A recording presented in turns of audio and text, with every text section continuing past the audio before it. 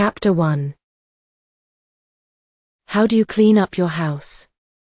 When should you toss that old disco jacket or those holiday postcards from Grandma? These everyday chores lead to bigger questions, and Marie Kondo, who's dedicated half her career to tidying, has the answers. She even spent 5 years at a Shinto shrine, learning what really matters in our busy world. In these chapters, you'll learn about Marie Kondo's KonMari method, which is more than just cleaning up. It's about making better decisions, living healthier, and chasing your dreams. Here's one way the KonMari method changes your thinking.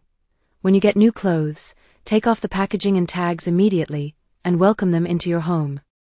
See them as part of your life, not just products. These chapters also cover how tidying is like meditation. The best way to hang your clothes to feel lighter. Why you only need to do a big tidy once in your life. Chapter 2. Before you can begin to tidy up, you first need a vision for your ideal life and your living space. Before reading further, take a moment to visualize what that would look like. For example, when one of the author's clients, a woman in her 20s, did this exercise, she confided that she wanted a more feminine lifestyle. So she visualized arriving home to find a room free of clutter, as tidy as a hotel suite, with a pink bedspread and an antique lamp. Before going to bed, she would take a relaxing bath and enjoy the scent of aromatic oils, listen to classical music while doing yoga and drinking herbal tea, and finally fall asleep feeling totally at ease and unhurried. Once you've figured out what you want in your life, you're in a position to start tidying and moving closer to your ideal life. A tidy environment is one where you can efficiently access the things you need and like, which is why it's so important to first understand what it is that you want. Your space should be filled with things that you truly love. Don't, for example, turn the clothes you don't like into your pajamas. Though it might feel pragmatic, it would be better for you to respect your belongings if they're going to reflect your vision. Take your books, for example. By ridding your space of books you don't read and keeping the ones you are truly passionate about, you become more passionate about reading. Don't be afraid to discard things. Even if you have to give away a dusty book that you really meant to read, but just never found time for, these pangs of regret show you that the book is something you're truly interested in. Now's not the right time for the book, but you can always buy it again later. Chapter 3. The purpose of tidying isn't just to keep things clean and organized. Rather, your goal is to create a space that improves your body and mind. To do this, you should organize your living space in a way that feels most natural to you. When you're sorting through your things, for instance, you're also evaluating their purpose and usefulness to you. Letting go of something that no longer serves a purpose, and welcoming something new in its place, can be deeply therapeutic. As you are sorting, focus on what you want to keep, not what you want to throw out. Arrange your belongings by category, closely examining each one with your eyes and hands. Ask yourself, does this make me happy? What is its purpose? For example, that loud jacket that was thrilling to buy but not to wear has already served its purpose, and now only collects dust. Let it go with gratitude, and move on. In this way, tidying ceases to be a cold, calculated process, and instead both comes from and heightens your own awareness of self. This is where the power of tidying lies, much like meditation. Its lasting effects come from doing what feels right for your environment, your belongings and, ultimately, your well-being. In fact, you can picture tidying your living space as a means of detoxing your body and mind. By discarding and reorganizing your belongings, you will effectively get rid of all the dust that has settled over time, thus bringing fresh air into your house. Some clients noticed physical reactions that coincided with the process of tidying, as if their bodies and homes were expelling toxic materials together. For example, after cleaning her cupboard and shed for the first time in 10 years, one client had to rush to the bathroom immediately to expel diarrhea. Chapter 4. Have you ever gone through your yearly spring clean only to find something which means the world to you, that you'd forgotten you still had? Tidying is more than just keeping a clean house. In the process of tidying, you can use the stuff from your past to help guide you into the future. Keepsakes from your past should bring you joy when you look at them. It's worth keeping the ones that capture happy or exciting memories. When you begin the process of tidying, start with the easiest categories, e.g., clothes, books, documents, miscellaneous items, etc., and end with your sentimental items. Photos are the most difficult because of the sheer volume and emotional value. Be sure to keep the ones you remember taking and relive the excitement of that moment. But what do you do with sentimental items that you no longer want? Too many people look to their parents' homes as a place to dump their junk. But it's wrong not to consider their feelings when getting rid of sentimental trinkets. Only give them things you think they will enjoy, and when discarding childhood keepsakes, ask your family whether they would rather have it. As you're tidying, you should also ask yourself whether a particular item corresponds to your current wants and needs or your vision for your ideal future. Documents, for instance, rarely succeed in doing this. Realistically assess their purpose according to your current needs.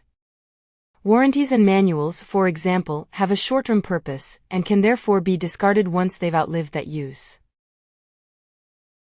Old course materials have likewise outlived their usefulness.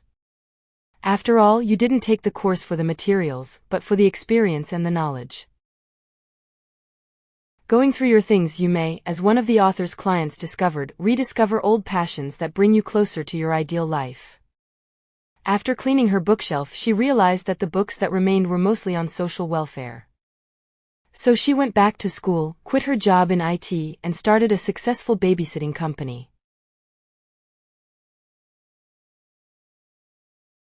Chapter 5. Though it might sound unbelievable, changing the way that you tidy your space can have profound effects, not just on your happiness, but also on your very ability to take action. For many, tidying is the first step toward grasping control of their lives. Strive for simplicity and visual order when storing and organizing. Consider carefully how you feel whenever you use or look at your belongings in the space you've designated for them. Your wardrobe is a good place to start. Try organizing your clothes in a way that is visually appealing to you. For example, you could arrange your clothes by fabric, then size and color. Or you could hang them by size, starting with the longest on one side and the shortest on the other.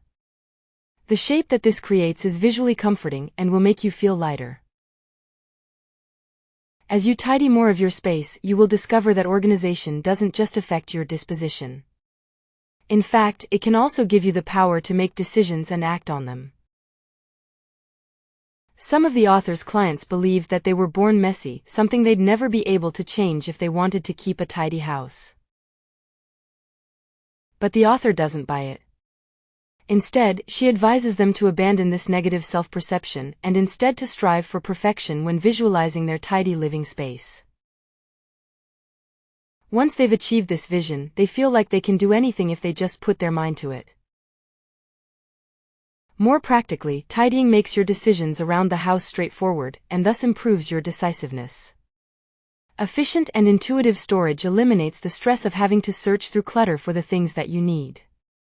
It allows you to make decisions instead of being stuck searching helplessly for hours. Chapter 6. Many people find the idea of maintaining a tidy home daunting. After all, doesn't it seem like a lifetime of effort? But they're simply thinking about it the wrong way. Rather, if you organize your space so that it embodies your dream lifestyle, then you only ever have to do a comprehensive tidying once in your life. You can make this seemingly daunting task easier by turning it into a special event. This breakthrough tidying will serve as a crucial and sudden change in your life, a fresh start on the path to your ideal life. The process of tidying is exhaustive, and you should expect to spend a good deal of time on this endeavor. In fact, it takes the author an average of 6 months to tidy a client's house. And as you are carrying out this project, it is important that you approach your space and your belongings with the respect that they deserve. Communicate with your house and your possessions. If you show them that you care, they will respond. While you're tidying, communicate with your possessions and your space. In doing so, you can clarify your relationship to your belongings, thereby gaining a more intuitive feeling of what is of use to you and what is ready to be discarded. It makes the project smoother and more natural. When the author works in a client's home, she begins by kneeling on the floor out of respect, and offers the space a silent greeting, as if she were in a shrine. Even her clothes, usually a dress and a blazer, embody the respect that she shows for the space. Though exhaustive tidying is a one-time project, your day-to-day relationship with your space is likewise important. When the author, for example, takes off her shoes when entering her home, she thanks them for their work. She greets and thanks her house every day, and empties the contents of her bag completely, putting each item in a specific place.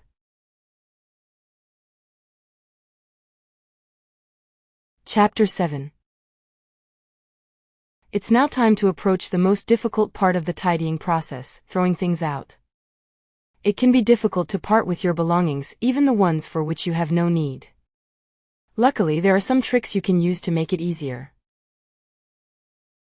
Start by determining the purpose of the object and decide whether that purpose has yet been fulfilled. If you hesitate in your answer, ask yourself, why did I get this thing? When?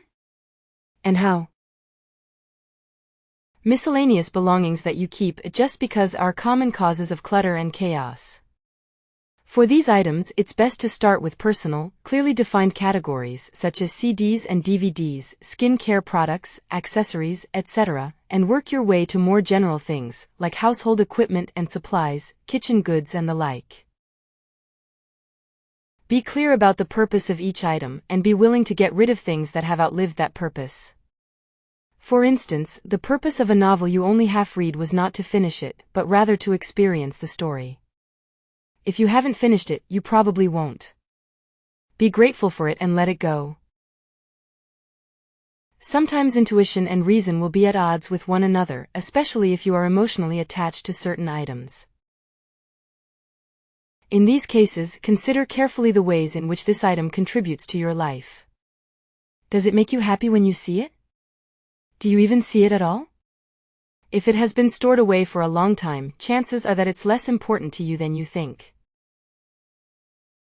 Gifts and greeting cards also have a purpose. They are gestures from friends and loved ones to show you they care. But once this message has been conveyed, isn't it time to let them go? By cutting away the unnecessary, you'll be that much closer to creating your ideal space.